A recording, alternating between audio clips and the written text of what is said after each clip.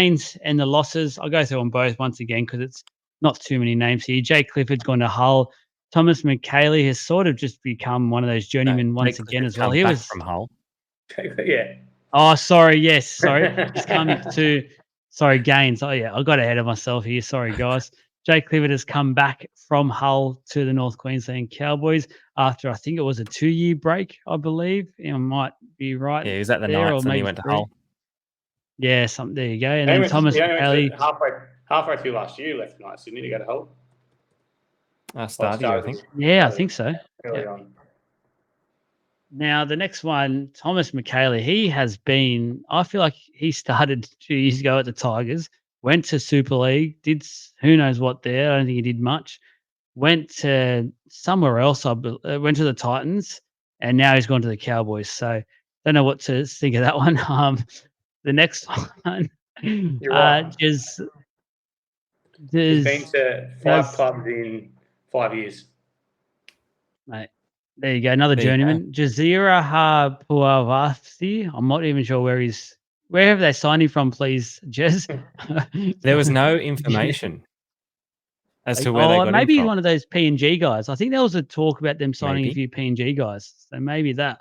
And then Viliami Vailea, which I am actually very, very excited to see how he goes because it wasn't last year, it was the year before where he actually came onto the scene for the Warriors and I thought was actually quite good. He got a few injuries last year and then wasn't able to get back into that star-studded backline that was going so well for the Warriors. But he is one that could be quite a nice signing for the Cowboys. Losses, Peter Hiku's time was up in the NRL, unfortunately. He sort of lost a bit of pace last year and we got found out a few times, so he's off to Hull. Sylvester Namo, Castleford, and Riley Price to the Panthers. And James Tamo has retired. So what are we making of those ones, boys?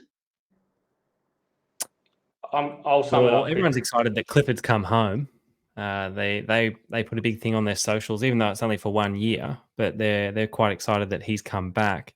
I think the biggest concern for the Cowboys is if you have a look at the off contract at 2024, look at some of those names in there. There are some good Cowboy names that are through there, like Granville, Cohen Hess, McLean, Townsend, and then you've got the guys that have come in that might only be on 1-year contracts. So there's going to be some recruitment issues or headaches for the Cowboys next year as well.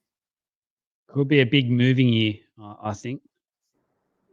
Sorry, Adam. Classified as a rebuilding year, Joel. And I'm going to sum this all up in about 2 sentences. Their gains aren't good. Their losses really, they're all at the end of their career anyway. So they haven't really lost anyone too big there. The problem the Cowboys made was they overachieved in 2022 and put some of these players on contracts for 1 good year, hence why this off-contract list is so huge. And it's sad. Like, that club there, I was up there for the game last year and how much this team means to the community up there in Townsville, and how much the actual team does for the community as well. It's one of the teams you actually like to see go well. I love beating them in the prelim final, but you love to actually see them go. I think everyone's got a little bit of a soft spot for the Cowboys, but I'll give you my rating straight away and say it's about a 3.5. They won't play finals football. They're going to finish. I want to say. Hang on. Don't jump too far ahead here. I've got to sum it up because I haven't got much to say about them. I can't add too much more to it. 13th to 17th. They're really going to drop off this year. Whoa! All right, look out. So in that poll that Juventus put up around where do you think the Queensland teams are going to finish, did you put the Cowboys as last out of the Queensland teams? I didn't vote, but I thought it. Because Brisbane obviously be higher above. Dolphins will improve again. Titans are a team you can't really predict too much on, but I said this is a massive rebuilding year, and they get a couple of injuries to their key players. Like Townsend isn't exactly young either, so there's a lot of pressure on him now there as well. Like, I just don't think they have a lot to offer this year at all. They're not exciting at all to watch. How many of these off-contract 2024s will be retirements? Like, how old's Kyle Felt? Old. Jake Granville, old. Granville. Cohen Hess just never peaked after that first year. Tad Townsend, old. There's a few that belong in the Super League there as well. Jordan McLean. Townsend. Could be looking at about 3 or 4 retirements next year. Possibly. Oh, this year, sorry. It seems to be something with the Cowboys and players going 1 year too long. Their best ever player went 1 year too long, and they've consistently stuck to it since. Oh wow! I'll lock him in for a 6, which might be a bit nice for him. But I do like the Villiers signing. I think he could be a really good player for him in the back line. And Clifford might be able to do a job and just put some pressure on Chad Townsend, where there is still, it will not go away, the whispers of Townsend moving on sooner rather than later from this Cowboys side. So just, I don't know what's going on with it, but there is just still a little bit of noise around that happening. Jez?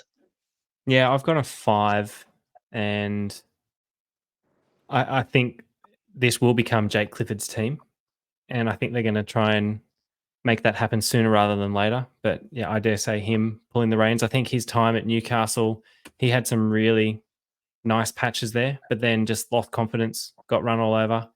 And I think he did quite well at Hull. So he might come back with that added confidence. And I dare say that the Cowboys will be his team. So I've given him a 5, and I think that's just being nice. For a second there, I thought you were talking about Jake Granville, and I was like, Granville, I was like, you know, he's like 37 and a half or something. So yeah, continue on. Positives for the Cowboys. I think Adam sort of summed it up at the moment. I feel like this year's just, I don't know, it's a bit of an off feeling for the Cowboys, for me anyway, and it looks like for Adam as well. But I've written down their biggest positive so far is the fact they've kept Dearden now and extended his contract for a number of years. We've seen that news a few weeks ago. So I'm expecting him to really step up and maybe even take that halfback role. I think he could develop into that role quite nicely, and then Clifford become sort of a 5/8 role, and Dearden just grabs his side with his both hands for the next few years. Apart from that, again, as we sort of said for the Sharks, that stable squad, because they've kept majority of their side, it could be a good or bad thing because they did have a poor year last year. I completely forgot about Tom Dearden, and I tracked back at everything I said. The Cowboys are going to win the comp. No, I did. I forgot about Tom Dearden for quite a while. I was trying to think who their 5'8" was, but I'll clarify that and say that I've probably been rough on 13 to 17. They might finish 9 to 12. But also, if Dearden gets injured, I think they're fucked. Yep. And Jake Clifford, Jeremy, he's useless. He's shit. Oh, yeah, okay. But I just like him because he played at the Knights. He plays with heart and soul. Yeah, he played his best footy at the Knights, didn't he? Long list of great signings for the Knights. Do you have any other he just looks like a nice Jez? person, okay? He just looks like a nice guy. Leave him alone. I'd like to say I almost made it through a podcast that having a dig at the Knights, and boom, there it was. You can't help yourself. No, I've got him finishing 13 to 17. Sorry, Cowboys. Hang on. Well, we're not up to there yet. 17, you raised your eyebrows at me, and you got him in the same. Yeah, because I had the same. That's why I raised my eyebrows. It was like, oh, it was a yes, not a oh. We've jumped ahead, but I'll put mine. I've got 9th to 12th. I do think they'll just be around that sort of mark once again. I guess the only final thing I want to talk about with the Cowboys and my area of concern is the coach Todd Payton, who I thought it looked like a coach who've run out of sort of ideas last year in a way, and I think he's the coach under the most pressure. I feel like in 2024, or will he start that way? And I wouldn't be surprised, and I hate saying this for coaches, but I would not be surprised if he's the first one moved on this year if the Cowboys can't get away to a good start, because I have looked at their draw, and it is actually quite a kind draw to start with. They should get away to a decent start, but if they don't, for whatever reason, and it just gets harder and harder to draw, then I'm not too sure what will happen to his future. But yeah, just Todd Payton for mine. It looks like a guy sort of running out of ideas with a squad that's sort of, as you've all said, is aging somewhat. Maybe has plateaued a little bit. We heard about that first season where he just absolutely smashed him. Maybe that's caught up to a lot of these players. Yeah, are we going to run odds on he's going to be the first coach sacked? Oh, that's a big one. As in, put our name down now, or You just said in it. the You reckon future, we'll do a he might be post. the first one? I think I'll go Todd Payton. I'll have him. Well, I'm gonna. The only thing is the Cowboys find it hard to recruit coaches because not many people actually want to go up there. It's too hot.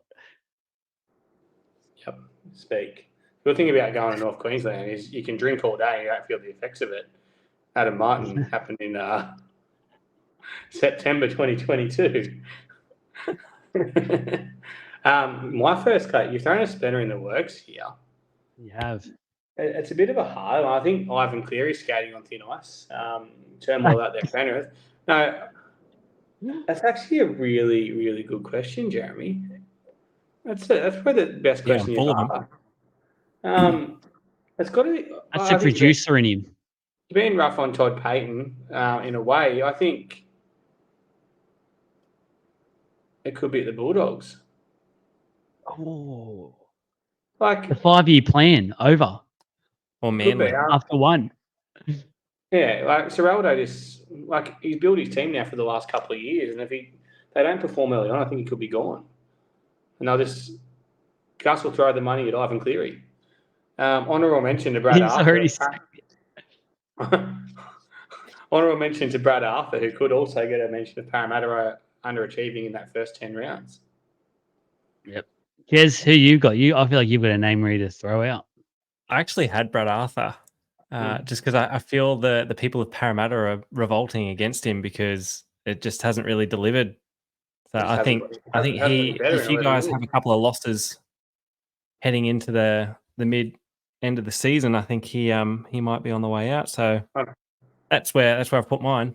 It'll be early. It'll 100% be early. If we start the year like we did last year, he'll be gone. All I know is that Adam about Parramatta yet. I don't want to. Adam O'Brien is safe for the next 10 years. For one good year. Oh, the boys have been training really well. We're just going off last year's mentality. Anyway, it's the perfect year if you're a big Sydney club. It's the perfect year to sack your coach if they underperform. Mr. Bennett and Mr. Bellamy both off contract at the end of the year. Now, if I'm Parramatta, and this is Michael's idea, but if you're Parramatta and you decide that Brad Arthur's underachieved again, you get Craig Bellamy on the phone and you say, Craig, you've done everything you can at Melbourne. You know your time's up there. You know Jason Ryall's obviously waiting to take that job. Why don't you come prove how good a coach you are, and a team by the end of 2024 probably have a 38-year drought. Show us how good a coach you are. Show us what you can do. Now, if Mr. Bellamy's up for that risk and to prove how good he is and probably get about $1.5 million of coaching that year, would you take it if you were him? No? Yes.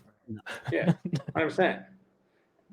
Like he's proven to be. I think Bellamy's a better coach than Bennett, to be honest. I think Bennett was very. I was just thinking, what hat hasn't Wayne Bennett got? Well, hasn't he got? Yeah, he's got everything. Sense of humour.